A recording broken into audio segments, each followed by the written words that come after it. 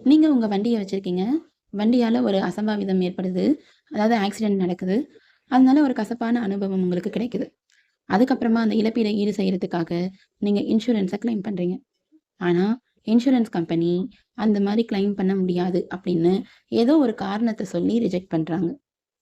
இப்படிதான் என்னென்ன காரணங்கள சொல்லி இன்சூரன்ஸ் நிறுவனங்கள் கிளைம் பண்ண முடியாம நிராகரிக்கிறாங்க அப்படிங்கிறது தான் நம்ம இந்த வீடியோவுல பார்க்க போறோம். இப்ப நீங்க வந்து ஒரு 2 வீலரோ இல்ல 4 வீலரோ ஏதோ ஒரு வண்டி வச்சிருக்கீங்க. இப்ப அதுக்கு வந்து அ இன்சூரன்ஸ் வந்து கிளைம் பண்றதுக்காக நீங்க இன்சூரன்ஸ் ஆஃபீஸ்க்கு போறீங்க. அப்ப அவங்க வந்து உங்ககிட்ட என்ன கேட்பாங்கன்னா, டிரைவிங் லைசென்ஸ் வந்துட்டு கேட்பாங்க. ஒருவேள உங்ககிட்ட அந்த வண்டிக்கான டிரைவிங் லைசென்ஸ் வந்துட்டு இல்ல அப்டின்னா, உங்களால அந்த இன்சூரன்ஸ வந்து கிளைம் பண்ண முடியாது. அதே சமயம் நீங்க டிரைவிங் லைசென்ஸ் இல்லாம பைக்கோ, இல்ல காரோ, வண்டியோ ஓட்டும்போது, டிராஃபிக் போலீஸ் வந்து என்ன பண்ணுவாங்க அப்டின்னா, ஃபைன் போடுவாங்க. இதெல்லாம் நீங்க தவிர்க்கிறதுக்கு என்ன செய்யலாம் அப்டின்னா, டிரைவிங் லைசென்ஸ கட்டாயமா வாங்கி வச்சுக்கோங்க. அதுவும் குறிப்பா இந்தியாவுல டிரைவிங் லைசென்ஸ் வந்துட்டு ரொம்பவே இம்பார்ட்டன்ட். அடுத்ததா, பெரும்பாலும் கோரமான விபத்துகள்லாம் நடக்குதுன்னா, அதுக்கு முக்கியமான காரணமா இருக்கிறது எது தெரியுமா? மதுபானம் அருந்தி வாகனம் ஓட்டுறது தான். இது வந்து மோட்டார் வாகன சட்டத்தின்படி கிரிமினல் குற்றம் அப்படின்னு சொல்லப்படுது. இப்ப நீங்க மது அருந்தி வாகனம் ஓட்டி, அதனால ஒரு இழப்பீடு ஏற்படுது. நீங்க வந்து போய் இன்சூரன்ஸ் கிளைம் பண்ணலாம் அப்படின்னு நினைக்கிறீங்கன்னா, இன்சூரன்ஸ் கம்பெனி அத நிராகரிச்சுருவாங்க. உங்களால கிளைம் பண்ண முடியாது. அடுத்ததா 3வதா ஒரு காரணம் இருக்கு. அது என்ன தெரியுமா? இப்ப நீங்க வந்து கார் வச்சிருக்கீங்க. அந்த காருக்கு வந்து நீங்க என்ன பண்றீங்கன்னா, அக்சஸரீஸ் வந்துட்டு வாங்குறீங்க. எங்க தெரியுமா? வெளி மார்க்கெட்ல வாங்குறீங்க. இப்ப என்ன ஆகுதுன்னா, அது வந்து ஒரு கேரண்டியா இருக்காது.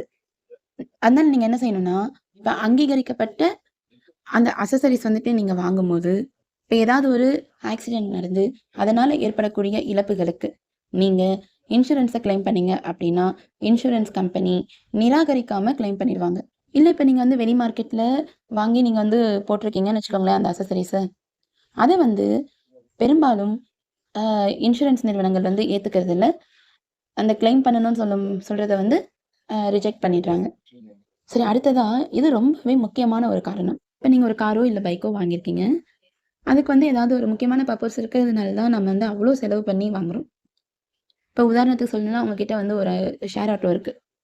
அதுல வந்து பேசஞ்சர்ஸ் வந்துட்டு ஏத்தி போகக்கூடிய ஒரு ஷேர் ஆட்டோ.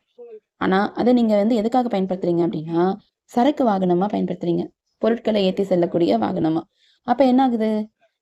ஒருவேள ஏதாவது ஆக்சிடென்ட் நடந்துச்சுன்னா, அந்த இழப்பீட நீங்க ஈடு செய்றதுக்கு இன்சூரன்ஸ கிளைம் பண்ண முடியுமா? அப்டின்னா, நிச்சயம் கிளைம் பண்ண முடியாது. இன்சூரன்ஸ் கம்பெனி வந்து பெரும்பாலும் இத வந்து நிராகரிச்சுடுறாங்க.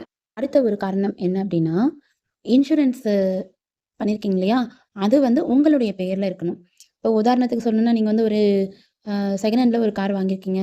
அந்த காருக்கான ஆர்சி புக்லேருந்து எல்லாமே நீங்க வந்து உங்களோட பேருக்கு மாத்திருப்பீங்க. ஆனா, அந்த காருடைய இன்சூரன்ஸ் வந்து ஏற்கனவே அந்த ஓனர் பண்ணி வச்சிருப்பாரு. அதுல வந்து உங்களுடைய பெயர மாத்தாம விட்டிருப்பீங்க. இப்ப இதனால வந்து ஒரு இழப்பீடு ஏற்படுற சமயத்துல, நீங்க இன்சூரன்ஸ கிளைம் பண்ணணும்னு நெனச்சீங்கன்னா, கண்டிப்பா கிளைம் பண்ண முடியாது.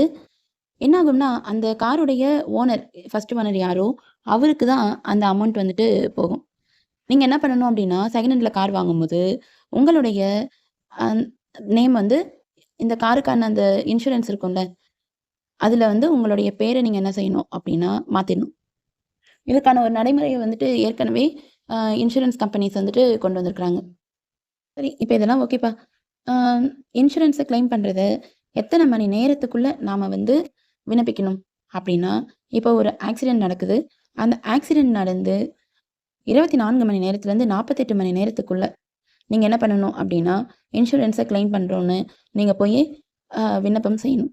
ஒருவேள லேட்டா போயிட்டு நீங்க வந்து அப்ளை பண்றீங்கன்னு வச்சுக்கோங்களேன், இந்த இன்சூரன்ஸ் கிளைம் பண்றோம்னு. அதுக்கு வந்து உங்களுக்கு கிடைக்கிறதுக்கு தாமதமாக வாய்ப்பு இருக்கு.